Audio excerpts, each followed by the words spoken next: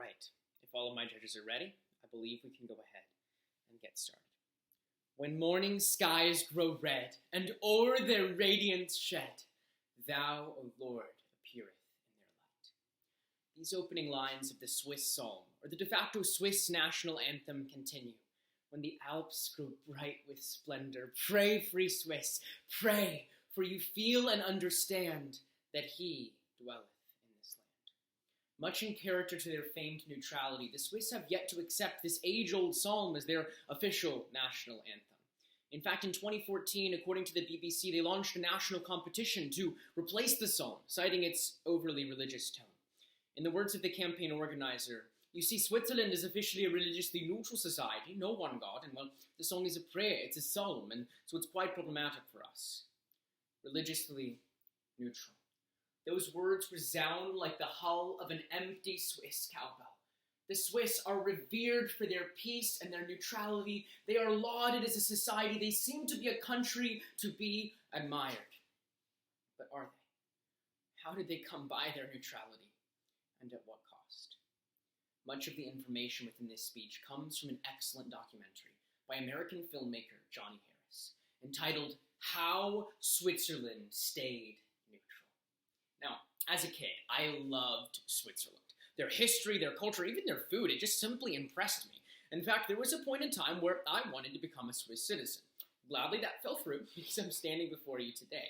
But as I've grown older, I've learned that there are several lessons to be learned through the Swiss story. Just maybe not the lessons I or we were looking for. So join me as we take a journey through Switzerland, from their bombs to their bunkers and to their bullion. If you were to look at a map of Europe during World War II, something would strike you. There in a swath of red and blue was one white splotch just there in the middle. If we zoomed in, mountains would begin to take shape, and there, scrawled across them, the infamous name, Schweiz, or Switzerland as we know it. The Swiss managed to stay neutral throughout both World War I, World War II, and all of modern history. Yet how? This was a question Swiss leaders were asking one another. With an impending Nazi invasion looming upon the horizon, they knew they needed to act fast and act creatively. And well, they looked to one of their old Swiss military doctrines, which told them that in order to remain in peace, one needed to have cannons. So the Swiss looked to their cannons, they looked to their borders, and they looked to their bombs. Any advancing army would have to cross over the menacing Swiss Alps in order to get to the heart of the Swiss countryside. And so, well, Swiss leaders created a plan to explode their borders.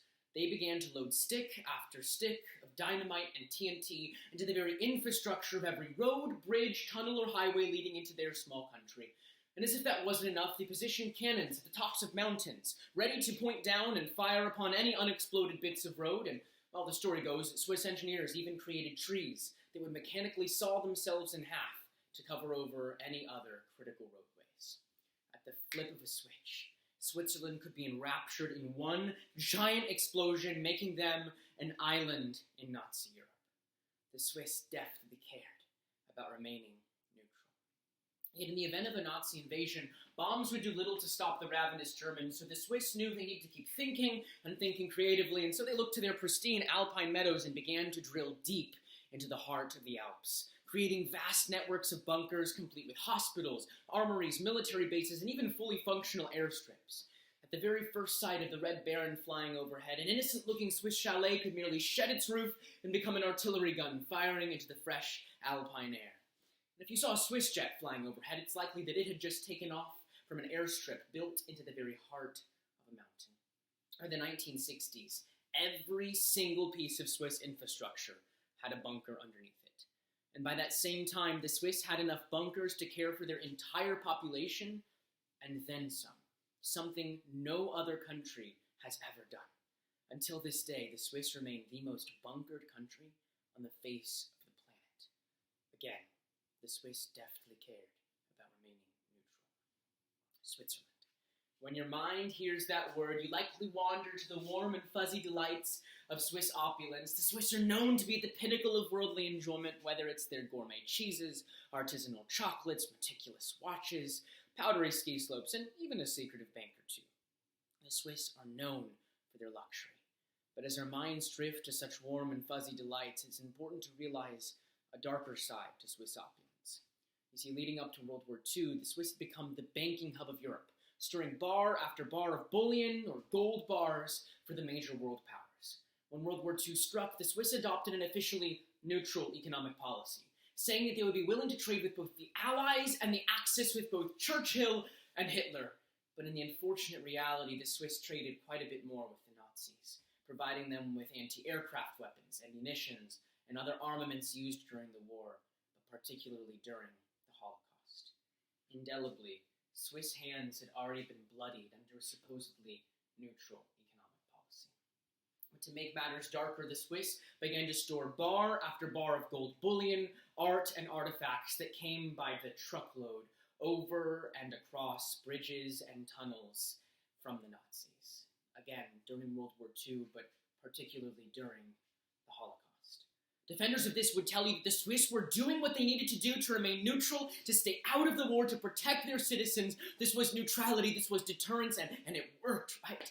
The Nazis never invaded Switzerland. In fact, Hitler had extensive plans to do so, but he decided against it, saying it would be disadvantageous for the empire. So neutrality, it succeeded, it protected the Swiss. They remained just one white splotch in the dark mass that was Europe.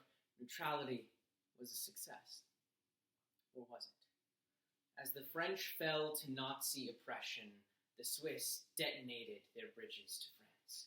As Europe collapsed into oblivion around them, the Swiss receded deeper and deeper into their thousands of bunkers. All the while, truckload after truckload of Nazi gold bullion came over and through bridges and tunnels that had been rigged with explosives that were meant to explode at the very first sight of a swastika. While their bombs and their bunkers are fascinating and enthralling, Swiss neutrality was severely and inherently flawed. And I pray the same isn't true for us. No, the United States is not suddenly a neutral power. We're not standing above a bunker right now, but rather, I believe our lives mirror failed Swiss neutrality.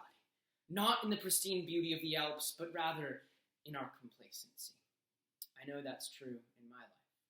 I'm entranced by stability. I am enchanted by security. I laud a return to days of childlike delight where I simply don't have to have a care in the world, and much like the Swiss, I allow the Nazi gold, the delights of this world, to enter my heart just enough to be deemed palatable, just enough to be accepted.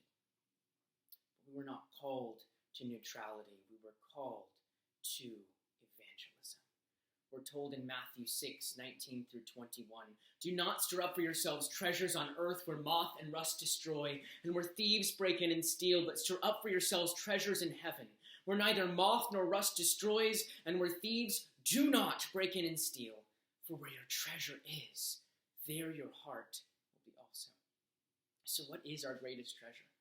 It's my belief that it's not gold, it's not art, it's not artifacts, but rather it's Christ's edict of redemption, his proclamation of saving grace, the good news, the gospel. Yet far too often the gospel finds itself deeply entrenched within the Swiss bunker, which is our hearts. Far too often we are neutral in our faiths. I forget that my brothers and sisters alongside me are collapsing, falling away to eternal damnation, having never heard the name of Christ. Yet, much like the Swiss, we detonate our connections to the outside world, claiming to be in the world, but not of it. It sounds like a biblical principle, doesn't it? But we were not called to separation or seclusion. We were called to evangelism. Much like the Swiss, we allow Nazi gold to enter our hearts by the truckload, just enough to be deemed palatable, just enough to be acceptable by those around us. But we were not called to palatability or acceptance. We were called to evangelism. The Swiss reformer Ulrich Zwingli once said, "The Christian life, then, is a battle so sharp and full of fury that it would be folly to let up, if even once. For where there is letting up, there is loss." Friends, the Swiss used to be known as the warriors of Europe. They protected princes, kings, and popes. That was their legacy. What is their legacy today? It's found in their neutrality and perhaps their cheese. What is the legacy that we trumpet for Christ, that we bear for his name? Are we warriors for his cause, or are we neutral in our faiths? Friends, are we neutral in our faiths. Thank you. 9 minutes and 58 seconds. Thank you all so much for judging today.